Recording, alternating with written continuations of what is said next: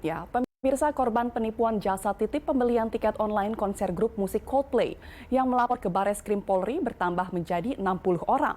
Sejumlah korban dan saksi turut menjalani pemeriksaan di Bareskrim hari ini. Korban dugaan penipuan tiket konser Coldplay menjalani berita acara pemeriksaan di Bareskrim Polri. Dari 7 orang yang telah dijadwalkan, 4 orang korban telah selesai diperiksa oleh penyidik. Selain itu, ada juga sejumlah saksi yang turut diperiksa. Pengacara korban menyebut sejumlah pertanyaan yang diajukan penyidik meliputi barang bukti dan modus yang dilakukan oleh pelaku dalam menjerat para korban.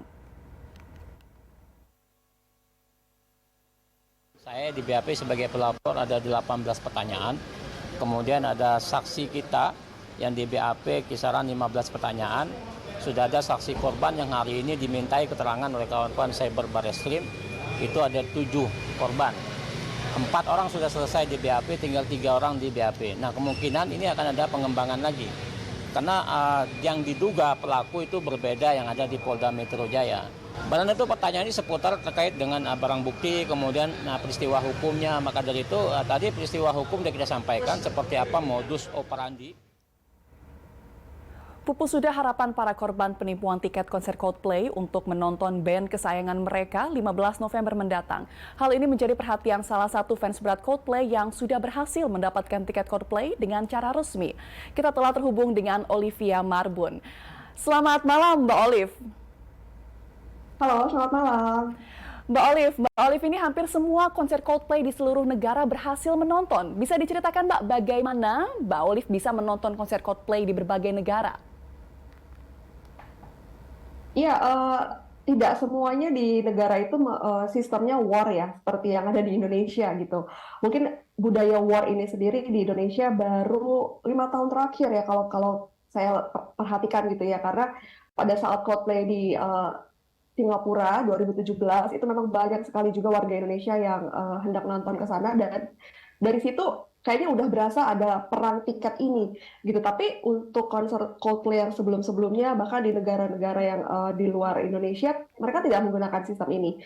Dan untuk tahun ini sendiri di Australia memang mereka masih pakai war juga. Banyak juga warga di sana yang tidak dapat tiket, apalagi konser kali ini di Australia itu hanya di satu negara, di Perth.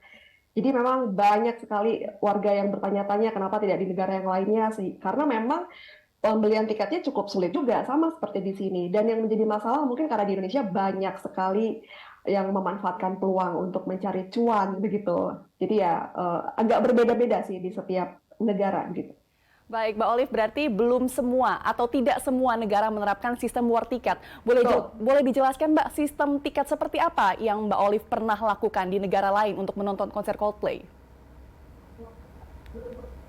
Yang sebelum-sebelumnya pembelian tiket biasa aja gitu ya. Mungkin karena saya dari Indonesia dan saya menonton Coldplay itu awalnya tahun 2006. Wah, itu tidak ada persaingan sama sekali ya. Jadi memang sangat gampang untuk membeli tiket dan tidak ada antrian, tidak ada rebutan tiket begitu. Jadi beli tiket juga kita langsung dapat yang kita mau begitu. Mungkin sekarang ini karena hype-nya sangat besar sekali dan begitu banyak orang yang haus hiburan juga, sehingga jadi persaingannya sangat ketat, apalagi ditambah dengan bot-bot atau mesin-mesin yang juga mereka digunakan untuk membeli tiket begitu.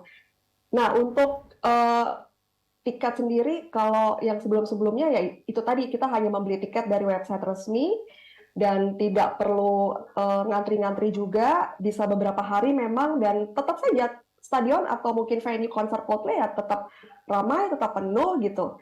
Untuk tahun ini sendiri yang saya tahu kayak di Jepang gitu ya, konser Coldplay Music of the Spheres ini mereka tidak menggunakan pembelian tiket seperti biasa, tapi mereka menggunakan sistem lotre.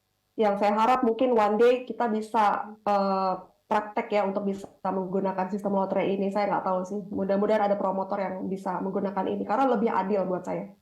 Baik, sistem lotre dinilai lebih adil. Mbak Olive kan juga sudah berhasil foto dengan semua anggota Coldplay. Boleh Mbak diceritakan bagaimana bisa mengambil foto bersama para anggota Coldplay? Iya, itu kejadiannya tahun 2013 ya. Bulan Mei juga, pas banget 10 tahun lalu gitu.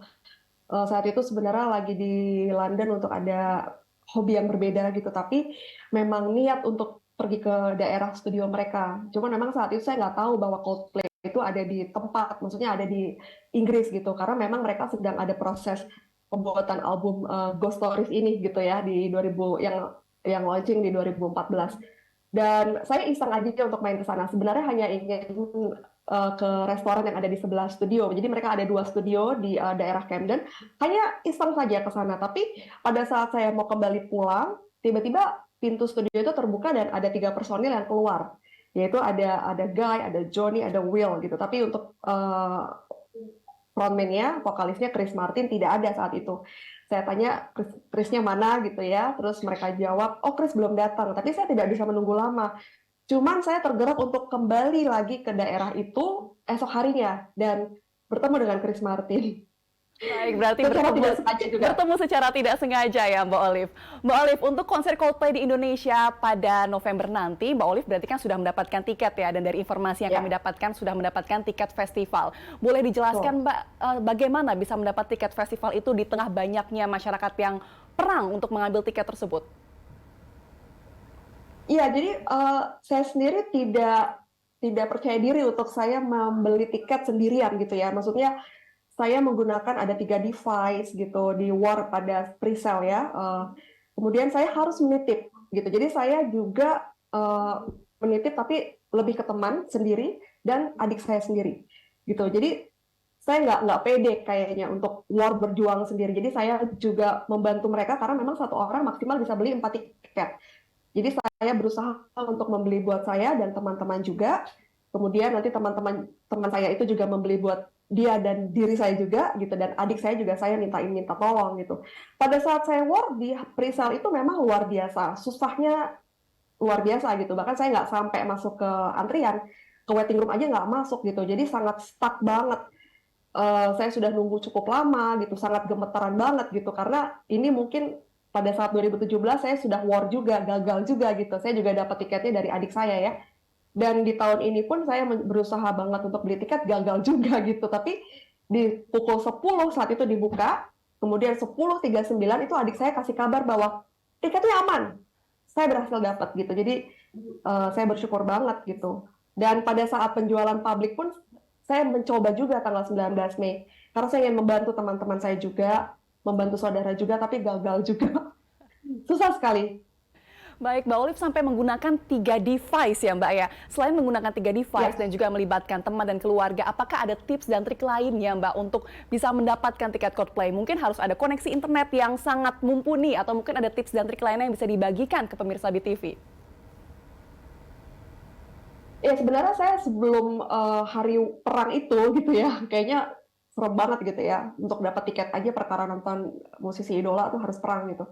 Saya udah baca tips and trick juga gitu bahwa memang koneksi internet yang bagus gitu. Tapi di luar itu banyak yang bilang juga modal HP aja bisa, modal mobile phone aja bisa dengan paket data yang ada di kita. Jadi nggak perlu kita harus ke warnet atau mencari wifi yang sangat kencang gitu.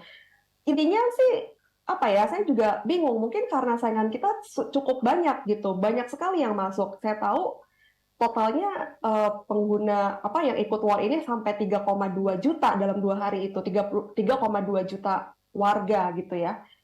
Jadi tipsnya mungkin ya hoki-hokian sih tetap ya gitu ya. Nggak bisa bilang bahwa dia harus lebih jago dan segala macam.